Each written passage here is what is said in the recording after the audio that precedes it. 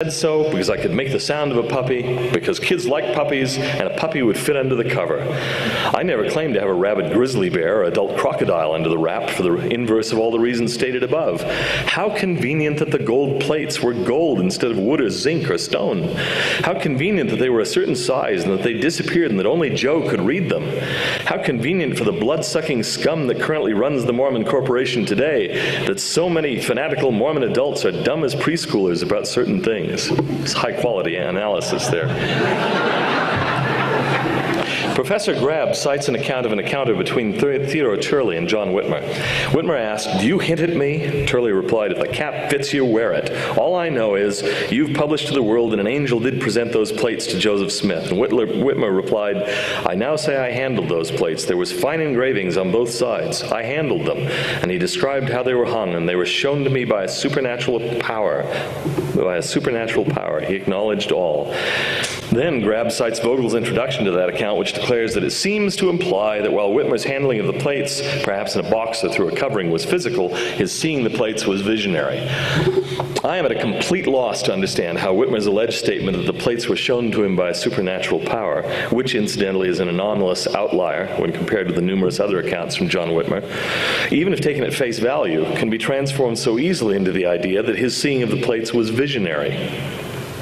Grab also cites the notorious testimony of the disaffected 19th century Mormon Stephen Burnett, which makes an even bigger leap. "I have reflected long and deliberately upon the history of this church and weighed the evidence for and against it, loath to give it up. But when I came to hear Martin Harris state in a public forum, I guess, that he never saw the plates with his natural eyes, only in vision or imagination, neither Oliver nor David, and also that the 8 witnesses never saw them and hesitated to sign that instrument for that reason, but were persuaded to do it, the last pedestal gave way. In my view, our foundations was sapped, and the entire superstructure fell a heap of ruins." In the end, Grab concludes, it appears that the only one who saw the plates directly was Joseph Smith himself, but even this situation could be doubted. Now, my wife fears that I have nothing original to say today, and she's probably right.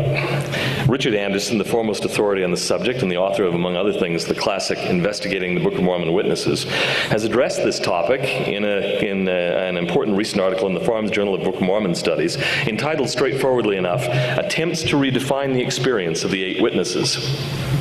But frankly, originality doesn't much matter to me on this topic. I want at the least to register a vigorous protest against what seems to me to have become baseless but unquestioned orthodoxy, in certain quarters at least, about the witnesses. They are often portrayed now by critics as gullible fools, unable to distinguish reality from fantasy, easily duped, and Martin Harris is their parade example. But this falsifies and misrepresents the facts. True to his reputation as a careful, prudent man, a businessman, and a farmer, Martin Harris initially approached the claims of Joseph Smith with hope, but also with cautious skepticism. It was Harris who took a transcript of characters from the plates to New York City for the evaluation of Professor Charles Anthon of Columbia University and others.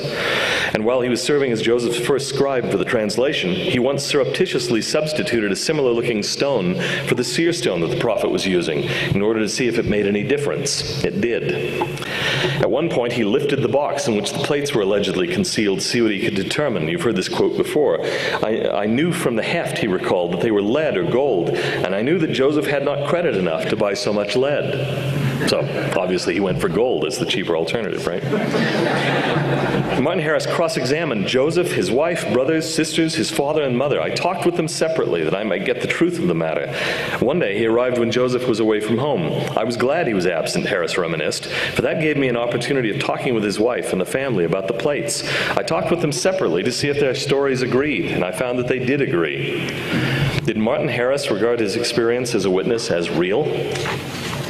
The 25-year-old Edward Moroni Thurman ran into Martin Harris at a blacksmith shop in Cache Valley and asked him whether the Book of Mormon was true. Harris responded by asking whether the young man could see an apple tree nearby. His vision of the angel, the plates, and the other objects, he told Thurman, had been as real and factual as the sight of the apple tree. When a group of teenagers posed the same question to him, he pointed to a chopping block and asked if they could see it. "Well, just as plain as you see that chopping block, I saw the plates, and sooner than I would deny it, I would lay my head upon that chopping block and let you chop it off. To William Pilkington he said, just as sure as you see the sun shining, just as sure am I that I stood in the presence of an angel of God with Joseph Smith and saw him hold the gold plates in his hands. I saw the Urim and Thummim, the breastplate, and the sword of Laban. I saw the angel descend from heaven. The heavens were then opened, and I heard the voice of God declare that everything the angel had told us was true, and that the Book of Mormon was translated correct. I was commanded by God's voice to testify to the whole world what I had seen and heard. Joseph Homer Snow recalled the time that Martin Harris came to have dinner with his family. Mother asked him these questions. Did you actually see an angel and hear him speak? He said, just as much so as I see you and hear you speak. Will you describe how he stood? Mother asked. He said he stood at least 20 inches off the ground, and he had records in his hand, the Book of Mormon. He turned the leaves and declared that it was the work of the Lord and that it was true. He commanded us to bear that testimony to the world.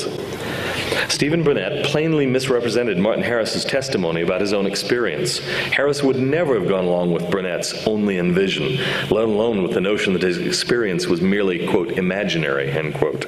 So why should we trust Burnett's account of Harris's alleged account of the experience of the other witnesses?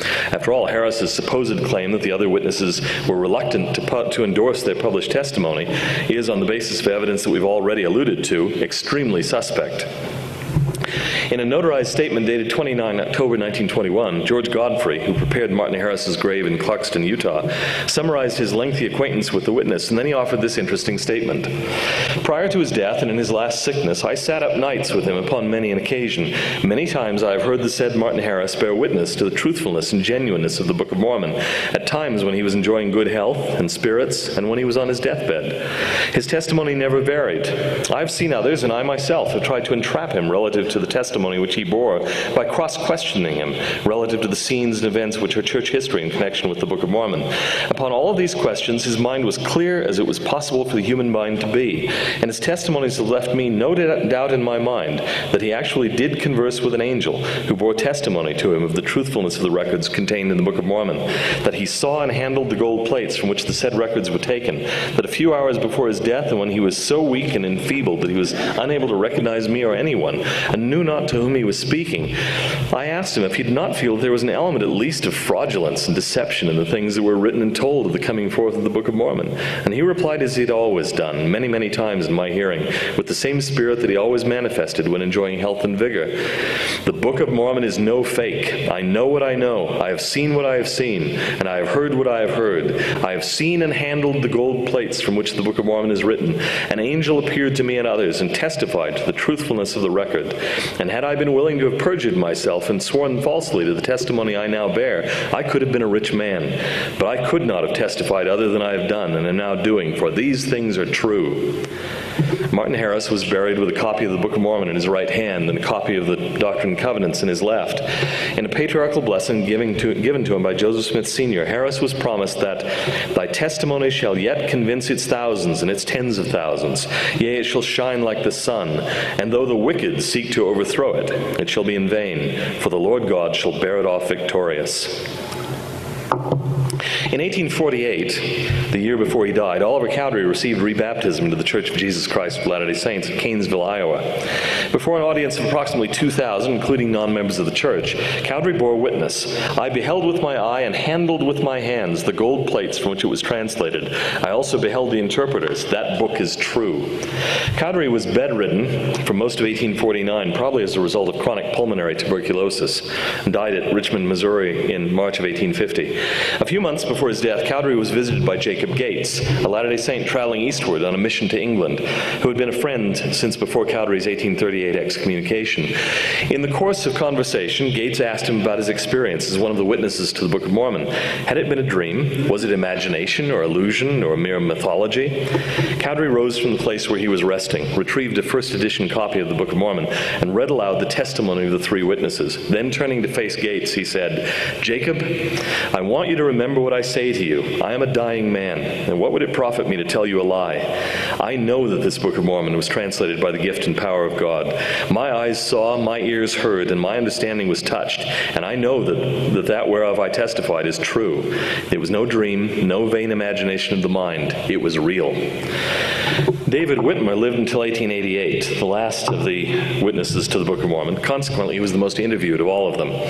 Each witness to the Book of Mormon, Richard Anderson has observed, was an individualist. And David Whitmer, this quality verged on the stubborn.